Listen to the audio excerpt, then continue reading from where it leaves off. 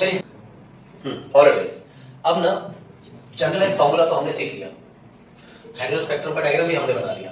अब एक सीरीज के लिए, लाइमन सीरीज के लिए लैम्बडा मिन और लैम्बडा मैक्स हम अभी क्लास में कैलकुलेट करेंगे, और बाकी चारों सीरीज का लैम्बडा मिन लैम्बडा मैक्स आप घर पे कैलकुलेट करेंगे।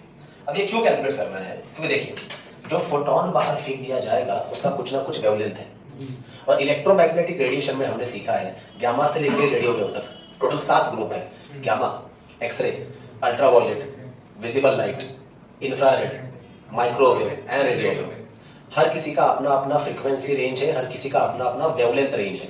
तो यहाँ पे आप हर सीरीज का जो लैम्बडा मिन और लैम्बडा मैक्स निकालेंगे, बात ध्यान से सुनना, जैसे लाइमन सीरीज का आपने लैम्बडा मिन निकाला, लैम्बडा मैक्स निकाला, मतलब आपको वेवलेंथ का एक रेंज मिला। अब वो वाला रेंज रेडिएशन में किस ग्रुप से बिलोंग करता है, एक्सरे से बिलोंग करता है, अल्ट्रावायलेट से बिलोंग करता है, विजिबल से बिलोंग करता है, ये भी हमें लिखना पड़ता है कि लाइमन सीरीज में जितने भी वेवलेंथ बाहर निकलेंगे, मान लेते हैं वो अल्ट्रावायलेट से रिलेट करते हैं, मतलब all the wavelengths are from ultraviolet range. वैसे बाल्मर का रेंज क्या है और हर सीरीज का निकालना है, ठीक है। तो एक सीरीज का कैलकुलेट करते हैं, समझाता हूं। लाइमन सीरीज सबसे पहले क्या, लैम्बडा मैक्स। लाइमन सीरीज में n इज इक्वल टू कितना आता है, 1। अभी अभी कवर किया कि किसी भी सीरीज का अगर लैम्बडा मैक्स निकालना है तो हायर ऑर्बिट का फॉर्मूला क्या है, n+1। यहाँ पे n की जगह पे क्या पुट किया, 1।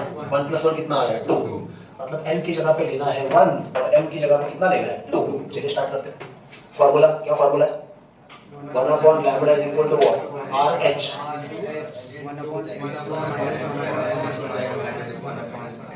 हाँ पहले फॉर्मूला लिखना तो बनता है ना। अब क्योंकि हमें 1 लैम्बडा मैक्स निकालना है, RH का वैल्यू पुट करते हैं, कितना है वो 1.097 into 10 raised to 7। Thank you. n की जगह पे 1, ठीक है, माइनस m की जगह पे 2, ठीक है। हर स्टेप को कर रहा हूं ताकि समझ में आए। Therefore बोलिए 1 लैम्बडा मैक्स ये कितना आता है, 1 into 10 raised to 7। अभी यहाँ पे जरा शॉर्टकट मारते हैं। 1 का स्क्वायर इज 1, मतलब इधर कितना आया 1, माइनस 2 का स्क्वायर इज 4, मतलब दिस इज 1/4। 1 minus 1/4 कितना आएगा, 3/4। Thank you. So this would be 3/4। खत्म नहीं हुआ है, अभी काम बाकी है। सो 1 लैम्बडा मैक्स इक्वल टू 3 से मल्टीप्लाई करना पड़ेगा, 3 का टेबल सबको आता है, 3 7 जा 21, कैरी कितना आया 2, 3 9 जा 27 और 2 29, कैरी कितना आया 2, 3 0 0 2 2 3 divide by 4 into 10 raise to 7। Hold on, ये 1 लैम्बडा मैक्स है, हमें चाहिए lambda max. Let's make it उल्टा।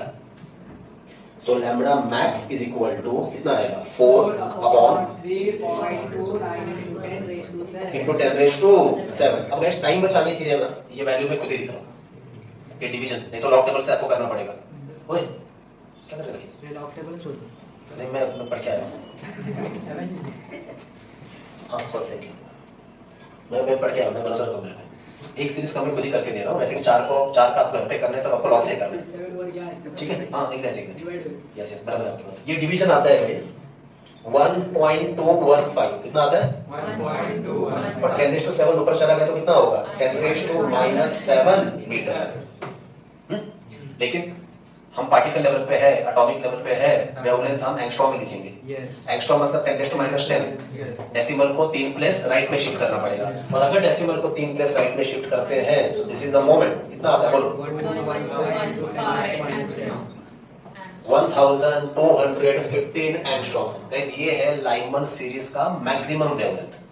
इससे ज्यादा वेवलेंथ आपको नहीं मिलेगा। कब, जब इलेक्ट्रॉन ऊपर के ऑर्बिट से कहां पे आता है, ऑर्बिट नंबर 1, ऑर्बिट नंबर 1 में। ये आ गया lambda max. Are be clear? Lambda max का एक दूसरा नाम क्या है, फर्स्ट टाइम क्या नाम है, सॉर्टेड। हां जरा जगह एडजस्ट करते हैं। अब क्या निकालने के, लैम्बडा मिन। चलिए स्टार्ट करते हैं, ज्यादा आसान है। किसका निकालना है, लाइमन का। लाइमन का निकालना है तो n इज इक्वल टू कितना 1। और अभी अभी आपको सिखाया है किसी भी सीरीज में अगर आपको लैम्बडा मिन निकालना है तो इलेक्ट्रॉन कहां से आता है, टॉप मोस्ट फ्लोर से, मतलब m की जगह पे क्या लेना है, इन्फिनिटी। ये तो सबसे आसान है। चलिए स्टार्ट करते हैं। अब क्योंकि एक बार हमने जनरलाइज फार्मूला एक बार लिखा है, बार बार लिखने की जरूरत नहीं है, सीधा ना इज इक्वल टू, आर का वैल्यू बोलो into the bracket. n की जगह पे क्या आएगा 1. So 1 upon 1 का स्क्वायर माइनस 1 upon m का स्क्वायर. m क्या है? इंफिनिटी. 1 upon इंफिनिटी का स्क्वायर. अब जरा मुझे एक बात बता दो, ये 1 upon इंफिनिटी का स्क्वायर है वो कितना लो? एग्जैक्टली. एंड 1 upon इंफिनिटी का वैल्यू टेंड्स टू व्हाट? 0. मतलब ये हट गया. बाकी 1 upon 1 का स्क्वायर इज 1. मतलब ये पूरे ब्रैकेट का आंसर कितना आ रहा है? 1. I hope making sense. ये प्लीज याद रखना. This value tends to 0. ठीक है. बाकी 1 upon 1 का square is 1. So finally guys 1 upon lambda mean is what?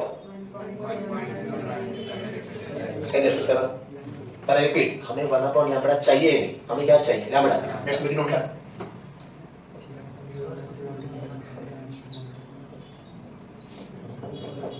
into 10⁻⁷. अब फिर से 7 ऊपर चला जाएगा. क्या बच जाएगा? -7.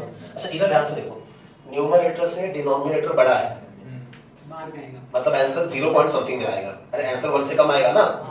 जब डिनोमिनेटर न्यूमरेटर से बड़ा होता है तो आपका आंसर 1 से कम मतलब 0 पॉइंट समथिंग में आएगा. लेकिन आप जब लॉग से इसको सॉल्व करने जाओगे हर सीरीज के लिए तो हम नॉर्मल लॉग में क्या करते हैं? न्यूमरेटर को ही डिनोमिनेटर से बड़ा रखते हैं. तो वो डेसिमल शिफ्टिंग आप कर लेना. ठीक है.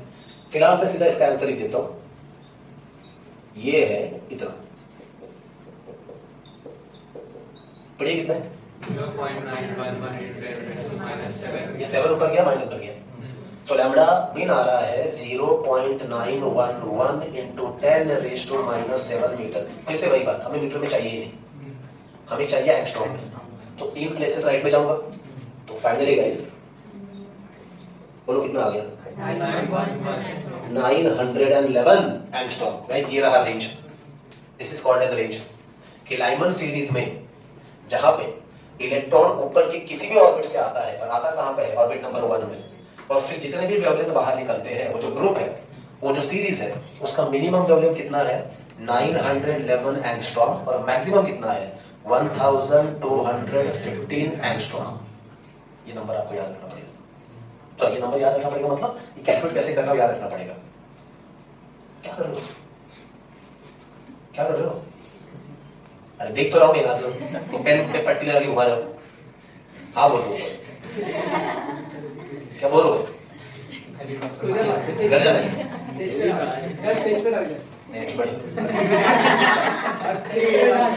क्या मतलब मैं अभी ये सब कर रहा हूँ? पढ़ा हूँ नहीं. उस दिन भी बैच में पढ़ा रहा था. तो 2 बच्चों का उसको चल रहा था. मैंने पूछा क्या कर रहे हो? वो कह रहे सर ये मेरा पैंट खींच रहा है. अब मतलब मैं केजी का टीचर हूँ. वो केजी का छोटा बच्चा होता है तो उसको उठा के साइड पे कर देते हैं. हाँ जी, घर पे फोन करो आपका बच्चा पैंट खींचा है, बच्चे का लेके जाओ वापस. फिर दूसरे एक लेक्चर में ऐसे ही चल रहा था, आगे पीछे 2 बच्चों का. मैंने पूछा क्या कर रहे हो? बोले सर ये मेरे पीठ पे पेन से लिखा है. और पीछे वाला बोला नहीं सिर्फ आप ही देखो, कुछ नहीं लिखा मैंने. मतलब ये सब काम दाम छोड़ दो. और जाके वहां पे चेक करो कुछ लिखा है कि नहीं लिखा है. यही काम रह गया मेरे को. नहीं ये तो कॉम्प्लीमेंट्री है. मेन काम तो ये है मेरा. नहीं दिख रहा है तो मैग्नीफाइंग ग्लास निकालो, दिख जाएगी. बड़ा मजा आएगा इससे. या बच्चा अगर सो रहा है क्लास में, है कि नहीं, नींद आ रही है उसको, उसका रात थोड़ी दुआ ही नहीं. ठीक है, फॉर व्हाटएवर रीजन. नींद क्यों नहीं है वो मैं पूछ नहीं सकता. वो बच्चे के पर्सनल जोन में जाने जैसा है, वो भी नहीं करना है.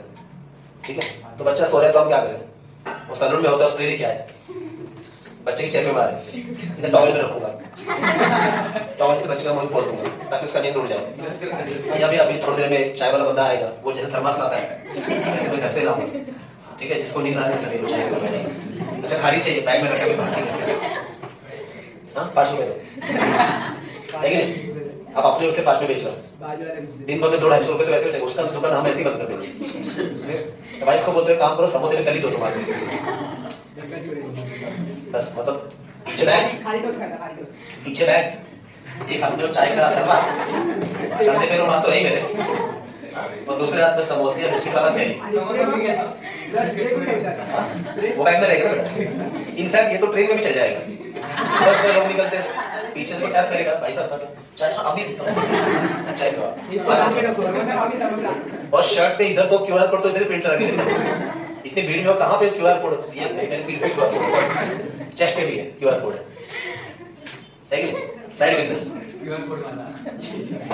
ऐसे करूँ घर पे बताऊंगा तो वाइफ तो बोलेगी कि ये आदमी सच में पागल हो गया। पहले तो लगता था कि मेरे पैर में पागल है, अब समझ में आ गया सच में पागल है कि नहीं। मार्केट में वैसे भी फिजिक्स वाला बड़ा फेमस है, मैं हो जाऊंगा फिजिक्स चाय वाला, ठीक है, चाय भी बेच रहा हूँ साथ। चलो आगे बढ़ते हैं। हाँ गाइस, तो दिस इज इट, ये आपको याद रखना है। बट अब मेन सवाल यहाँ पे आता है कि जो डायमंड सीरीज है, वो जो गामा से लेके एक्सरे है, अल्ट्रावायलेट है, विजिबल है, किस रेंज में आता है ये, और उसके लिए तो हमें उनका भी रेंज पता होना चाहिए। गामा और एक्सरे तो नहीं आएगा, दैट्स फॉर श्योर। आपकी जानकारी के लिए गाइस, अल्ट्रावायलेट लाइट जो है, कौन सा लाइट, उसके वेवलेंथ का रेंज है इतना, पढ़ो कितना है? हाँ, इस रेंज में वेवलेंथ आता है अल्ट्रावायलेट का। ये नंबर लेकिन आपको बाहर करने पड़ेंगे, ये ड्यूअल नेचर के एमसीक्यू में काम आते हैं। तो देखो जरा, क्या ये इस रेंज में बिलोंग करता है? ऑलमोस्ट, देखो ना, बिलोंग करता है। तो आज के बाद याद रखना, लाइमन सीरीज में जितने भी फोटोन बाहर फेंक दिए जाते हैं, उनके जो वेवलेंथ है वो किस ग्रुप से बिलोंग करते हैं? अल्ट्रावायलेट। किस ग्रुप से बिलोंग करते हैं? अल्ट्रावायलेट। ये भी एमसीक्यू आता है। अब बाकी चार तो आप करने वाले हो, पर मैं आपको हिंट देके रखता हूँ। अल्ट्रावायलेट के बाद क्या आता है? विजिबल। विजिबल का रेंज आता है 4000 एंगस्ट्रॉम से लेके 7000, एक्चुअली कुछ जगह पे लिखा है 7500 एंगस्ट्रॉम, चलिए 7000 लिख देता हूं मैं। विजिबल का रेंज है 4000 एंगस्ट्रॉम से 7000 एंगस्ट्रॉम तक। अब आप जो नंबर निकालेंगे तो आपको तुरंत समझ में आएगा। इसके बाद आता है इंफ्रारेड। इंफ्रारेड का रेंज काफी बड़ा है, ये आता है 7500 एंगस्ट्रॉम से ऑलमोस्ट 1.5 लाख एंगस्ट्रॉम तक। थोड़ा अलग अलग वैल्यू गूगल पे सर्च करेंगे तो अलग अलग वैल्यू आपको मिलेगा, ज्यादा ही होगी, यहाँ पे ज्यादा है इसका रेंज। ये तीनों नंबर आपको ऐड करने पड़ेंगे, बाकी माइक्रोवेव और रेडियोवेव में इससे भी ज्यादा है। और आप जो बाकी सीरीज निकालेंगे ना, अल्ट्रावायलेट, विजिबल और इंफ्रा, इसी में आता है, इसी में आता है और किसी में नहीं आता है। पर ऑफ कोर्स इंफ्रा में 3 ग्रुप है, near infra, infra and far infra. वो आज नहीं बात करूंगा, पहले वैल्यू कैलकुलेट करके लाओ सारे, हर सीरीज का लैम्बडा मिन और लैम्बडा मैक्स कैलकुलेट करके लाओ, उसके बाद हम बात करेंगे, ठीक है। अभी आपको लिखना क्या क्या बता देता हूं, मैं पॉज करो प्लीज।